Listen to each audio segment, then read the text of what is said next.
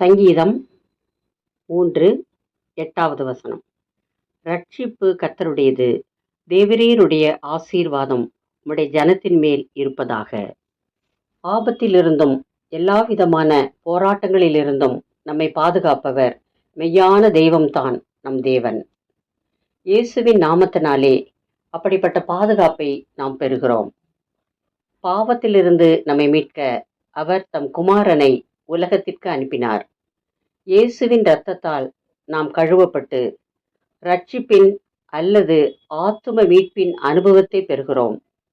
நாம் இந்த தேவனை முழுமனதோடு தேடினால் அவர் நம்மை ரட்சிப்பார், ஆசீர்வதிப்பார், நித்திய காலமாய் வாழும் அனுபவத்தை அவர் நமக்கு தருவார். ஜெபம். இயேசுவே, பாவியாகி என்னை ரட்சியும், உம்முடைய பிள்ளையாய் என்னை ஏற்றுக்கொள்ளும், ஆசீர்வதியும், என்னோடு ஐக்கியமாயிரும். ஸ்தோத்திரம்.